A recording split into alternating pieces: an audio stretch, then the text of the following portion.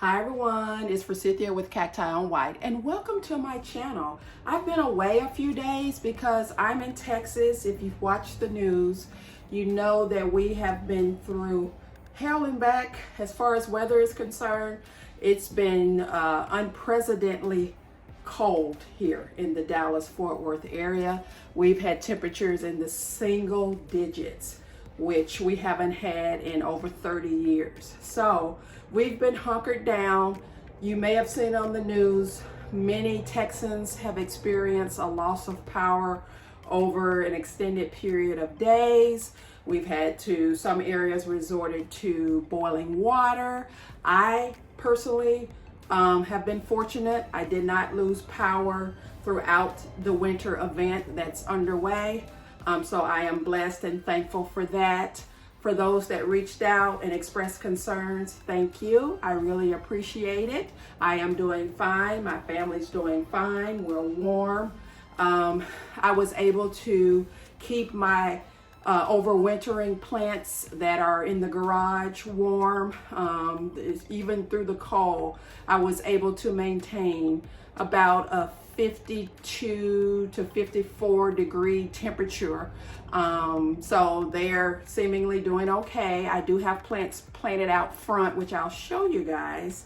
Also, I'm going to show you an order that arrived just today that I was concerned about because we had delays in shipping and transportation, and they were stuck about 50 minutes away from me in Fort Worth, Texas.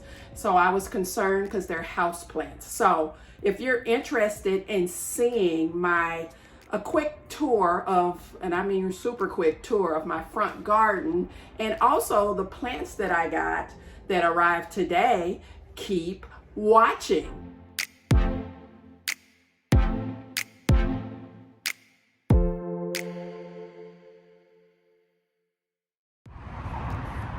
So as you can see, the agave, well, it was actually covered in snow.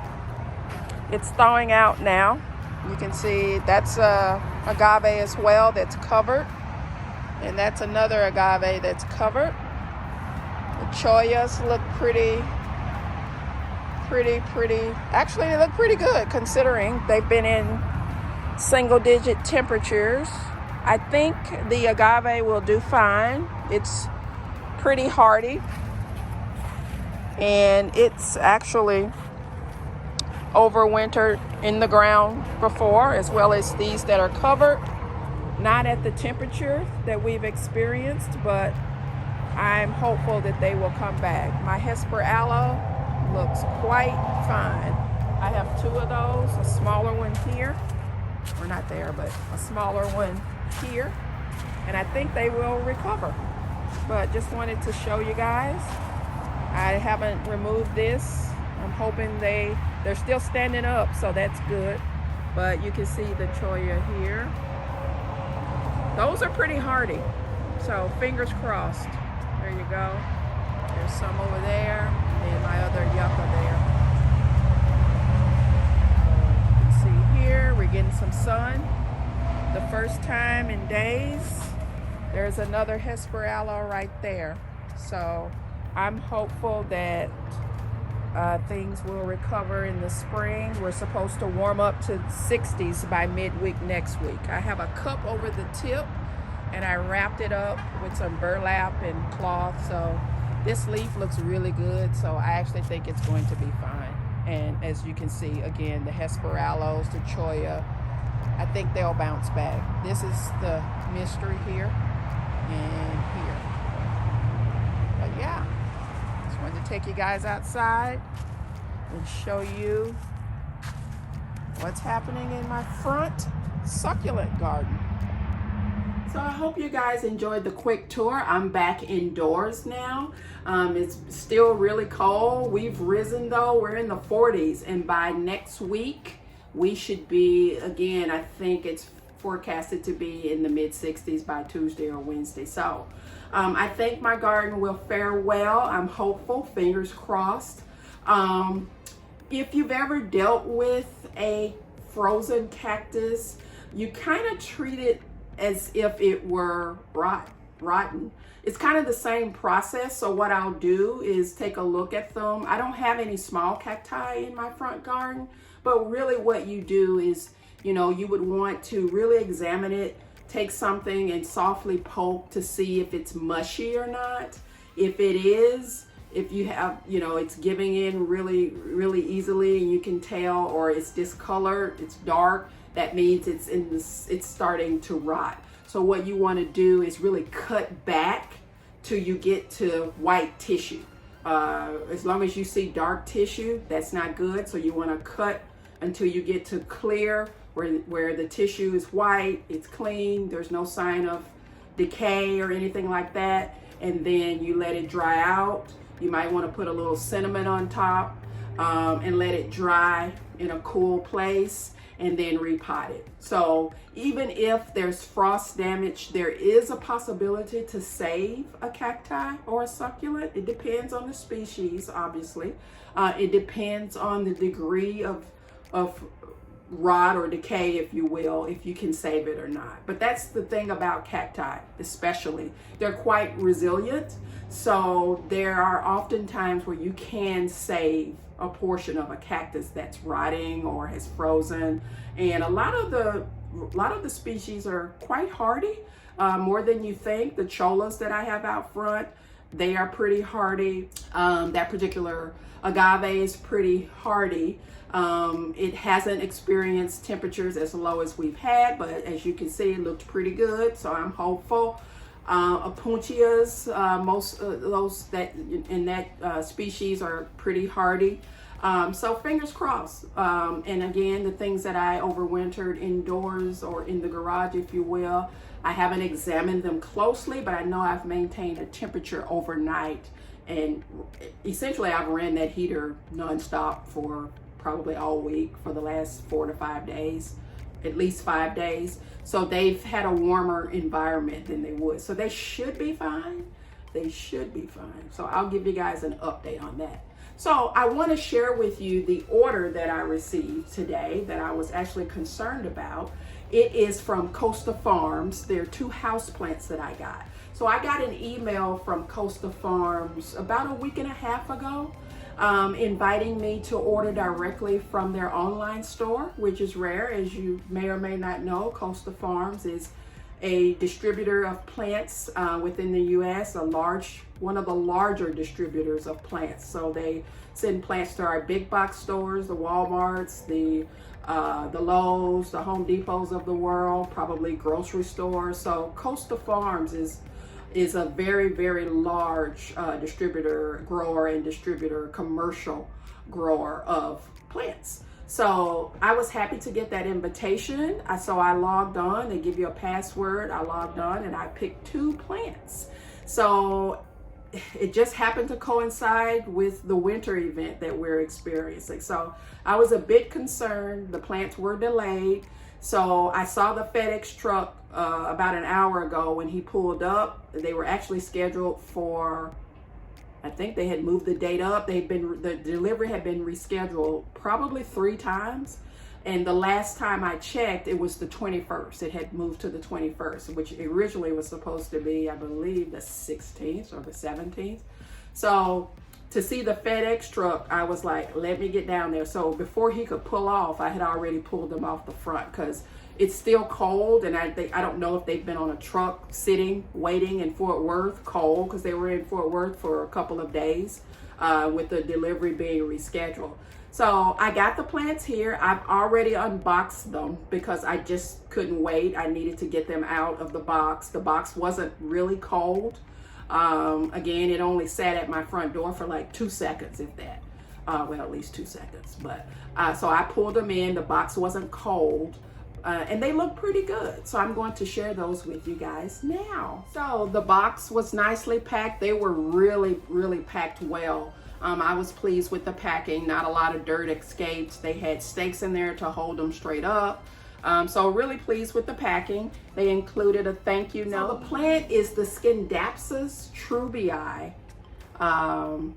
which is very beautiful. This is a 6-inch plant. I'll put it a little closer so you guys can see how beautiful those leaves are. So this is the Scindapsus Trubii. So I'll just kind of turn it around so you guys can see. I saw 1 or 2 leaves that looked a little suspect, so I haven't pulled it off yet. But, you know, it looks a little wilted, and I think that's probably from the cold, but I don't think it's damaged. I think it will liven up. You can see this leaf right here looks pretty strong and healthy. So I'm gonna give it time to acclimate in my house, and I think it'll be fine. I'm gonna hold off on watering it for a couple of days to give it time to settle in. I love that it came in the pot. It's a nice size specimen. It's a full pot and really, really nice. So these, some people have found them in their local Lowe's or Home Depot. I've not seen them. I know these go pretty high. You know, 1 or 2 leaves could be like $35. So I think for the size and the price, this was a good deal. This was 50 bucks. But yeah, I think it was definitely worth it because they're not in my area. I have had no success in finding them. So yeah, I think for the price and the size, and also you get the pot, that's a pretty good deal. What do you guys think? Do you have the Scindapsus Trubii Moonlight in your collection? And if you do, where did you get it? Did you get it at one of the big box stores, or did you get it from Etsy or online? So comment down below and let me know. So the next plant that I got is the Hydrophyllum papinum, and I'll put the name down below. They're calling it the maze plant. I call it an ant plant because internally it has those little maze-like structure inside where ants actually do live. It didn't come with ants, thank God. There's no ants in it. But here is from the website so you guys can see. It has a nice codex on it. It has this little indentation here, but you know, I don't think that's a big deal. You can see here it's pretty leafy and healthy looking. Even, you know, all the transportation in cold air. There's some leaves that are like this one. It's kind of dangling. I'm gonna go ahead and pull that off because I think it's gonna come off. I think overall it arrived quite nicely. Again, I'm gonna let it acclimate as well before I do any watering. And also considering this is a codex plant, as you can see, so it doesn't need, you know, need to be careful with the watering anyway. It came in the pot, and you can see how compressed and neat the soil is around the plant.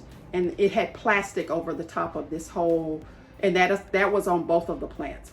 But you can see how neat and compressed the soil is around the base of the plant. So really, really nice handling, packaging, and care of the plant. I think it looks really, really good. I think it'll be fine. I don't see any major damage or cold damage or anything that it can't bounce back from. So I think it just needs time to settle in and it'll be just perfect. So I'm very excited about these two from Costa Farms. I think these are awesome. They were both $50 a piece, so a little on the pricey side. This one is harder to find. I've gotten ant plants before for a little bit cheaper, but you know, it's a nice healthy specimen, so I'm okay with the price. So I'm going to watch these and let them acclimate, and I'll give you guys an update on these in the future. So guys, I'm going to go ahead and close the video out for now. I hope you enjoyed this quick video to see my front garden. It was way more frozen than it is today, but I just wasn't going out there with a phone and a camera to film it. So you guys got a more thawed version of what it has experienced this week. But just wanted to share that, and also my 2 new beauties from Costa Farm direct. So if you enjoyed this video, give it a thumbs up. Drop a comment down below if you've ordered from Costa Farms directly and let me know how your experience was. Also comment down below if you have either of these 2 plants that I got today. If you enjoyed this video, again, you might want to consider subscribing to the channel. I do all types of plant content here. I would hate for you to miss out. To all my subscribers, thank you for subscribing. For all my viewers that haven't subscribed, thank you for watching. I appreciate the support, and I will see you guys in the next video. Bye.